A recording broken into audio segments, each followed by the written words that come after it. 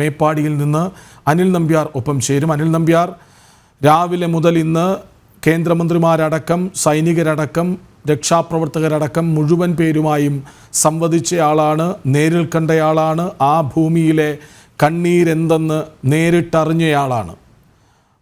ഇന്നത്തെ ഒരു ദിവസം എങ്ങനെ?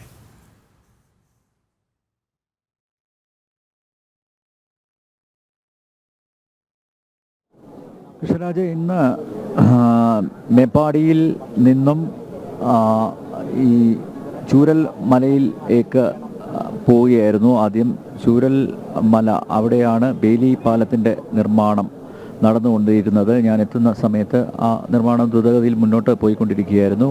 ഇപ്പോൾ അറിയാൻ സാധിക്കുന്നത് ആ പാലം പണി പൂർത്തിയായിരിക്കുന്നു. മാത്രമല്ല ആർമിയുടെ ട്രക്കുകൾ, അതുപോലെ പോലീസിൻ്റെ വാഹനങ്ങൾ, അതുപോലെ JCB ഉൾപ്പെടെയുള്ള എല്ലാ വാഹനങ്ങളും അതുവഴി കയറ്റി പരീക്ഷിച്ചിട്ടുണ്ട്. ഇനി നേരെ മുണ്ടക്കൈ കേന്ദ്രീകരിച്ചുകൊണ്ടായിരിക്കും രക്ഷാപ്രവർത്തനം നടത്തുക. നമുക്കെല്ലാവർക്കും അറിയാവുന്ന പോലെ മുണ്ടക്കൈ സമുദ്രനിരപ്പിൽ നിന്ന് 2000 മീറ്റർ ഉയരത്തിൽ നിൽക്കുന്ന ഒരു പ്രദേശമാണ്. ഇതിൻ്റെ പ്രഭവ കേന്ദ്രം, ഉരുൾപൊട്ടലിൻ്റെ പ്രഭവ കേന്ദ്രം മുണ്ടക്കൈ ആണ്.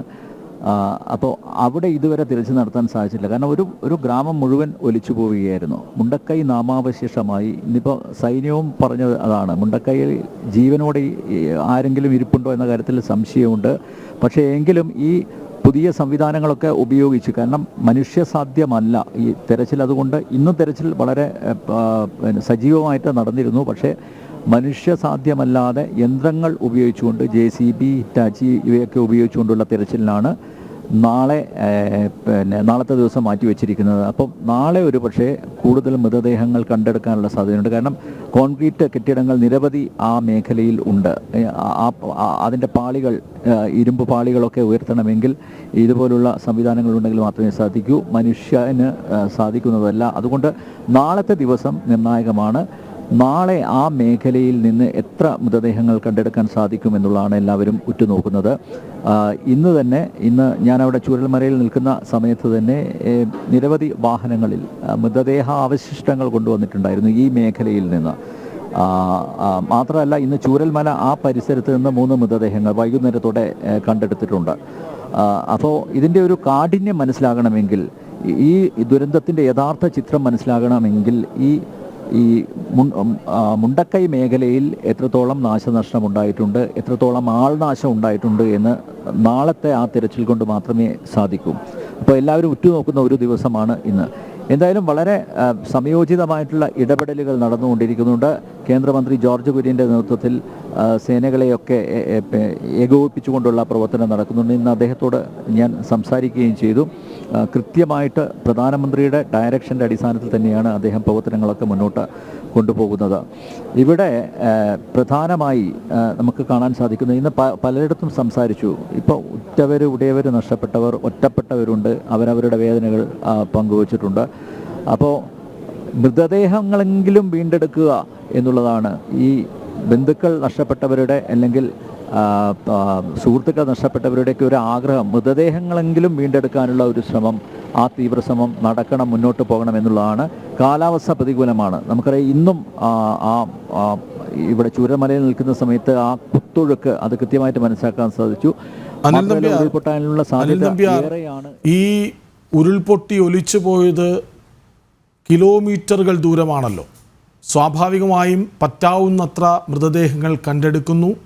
മണ്ണിനടിയിൽ ഇനി ആരും ജീവിച്ചിരിപ്പില്ലെന്ന് സൈന്യം ഉറപ്പിച്ചു പറയുന്നു. ഇനി മണ്ണിനടിയിൽ എത്ര പേരുടെ മൃതദേഹമുണ്ടെന്ന ചോദ്യമാണല്ലോ അവിടെ പ്രസക്തമാകുന്നത്. അപ്പോൾ നമ്മൾ ഈ കാണുന്നതും കേൾക്കുന്നതും ഒന്നുമല്ല അവിടെ സംഭവിച്ചത് എന്നുകൂടി പറയേണ്ടി വരും, അല്ലേ?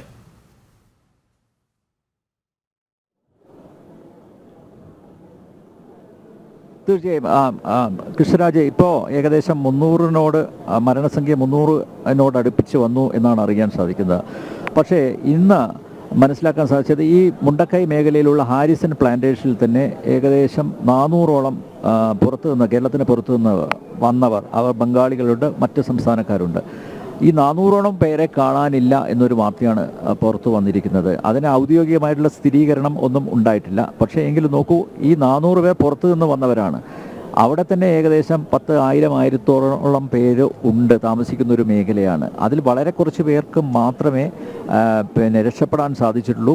മാത്രമല്ല, ഈ ഉരുൾപൊട്ടുന്നതിൻ്റെ തലേ ദിവസം ചില കുടുംബങ്ങളെയൊക്കെ മാറ്റി പാർപ്പിച്ചിട്ടുണ്ട്. വൈകിയാണെങ്കിലും ചിലരെയൊക്കെ മാറ്റി പാർപ്പിച്ചിട്ടുണ്ട്. ചില ആദ്യം ഉരുൾപൊട്ടിയ സമയത്ത് കുന്നിൻ മുകളിലേക്ക് നടന്നു കയറി അങ്ങനെ രക്ഷപ്പെട്ടവരുണ്ട്. പക്ഷേ എങ്കിലും നോക്കൂ, അവിടുത്തെ ആ ഒരു ജനസംഖ്യ പ്ലസ് ഈ പ്ലാന്റേഷനിൽ പണിയെടുക്കുന്ന പുറത്തു നിന്ന് വന്നവർ, മാത്രമല്ല അവിടെയുള്ള ഹോം സ്റ്റേകളിലും അതുപോലെ റിസോർട്ടുകളിലൊക്കെ താമസിക്കുന്നവർ പുറത്തു നിന്ന് വന്നവരാണ്.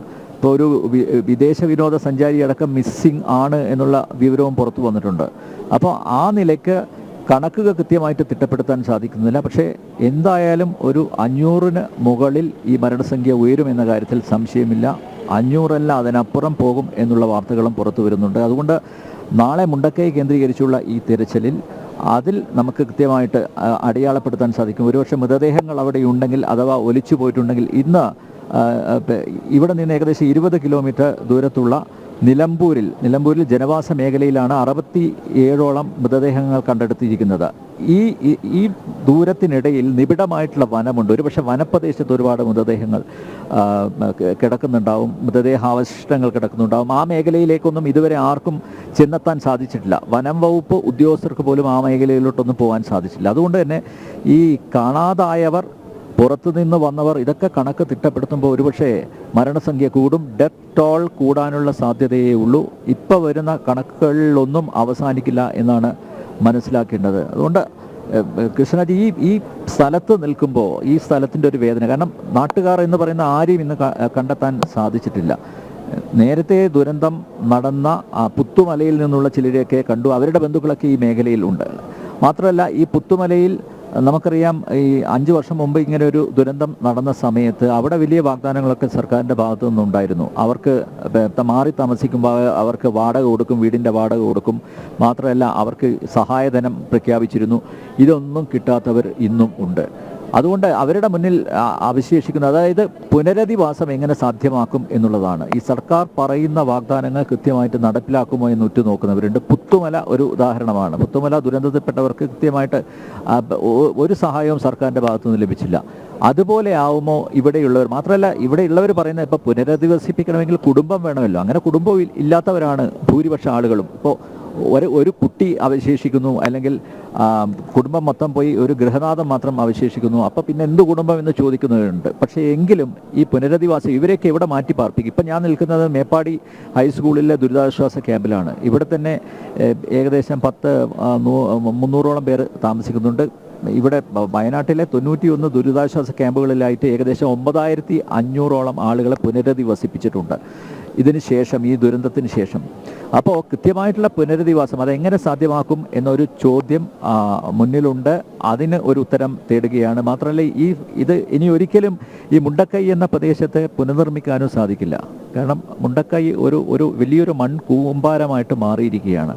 മാത്രമല്ല കൃഷ്ണരാജ്, ഇന്ന് നമ്മൾ ആ മേഖലയിൽ നിൽക്കുമ്പോൾ തന്നെ ഈ ചൂരൽമലയിൽ തന്നെ ചതുപ്പ് നിലമാണ്. കാല് വെക്കുമ്പോൾ താഴ്ന്ന് പോവുകയാണ്. അതുകൊണ്ട് തന്നെ ഈ രക്ഷാദൗത്യം നടത്തുന്നവർക്ക് തന്നെ അത് ദുഷ്കരമായി മാറുന്നു.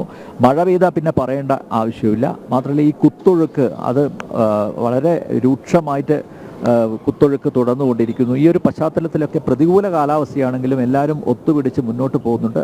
ഇനിയിപ്പോൾ പ്രതീക്ഷ അർപ്പിച്ചിരിക്കുന്നത് നാളെ മുണ്ടക്കൈയിലാണ്. മുണ്ടക്കൈയിൽ നിന്ന് എത്രത്തോളം മൃതശരീരങ്ങൾ വീണ്ടെടുക്കാനാവും എന്നാണ് നോക്കുന്നത്. പക്ഷേ അവിടെയാണ് സൈന്യം പറയുന്നത്. ശരിയാണ്, വന്നതോടെ രക്ഷാപ്രവർത്തനം എന്ന വാക്ക് തന്നെ ഉപയോഗിക്കേണ്ടി വരുന്നു.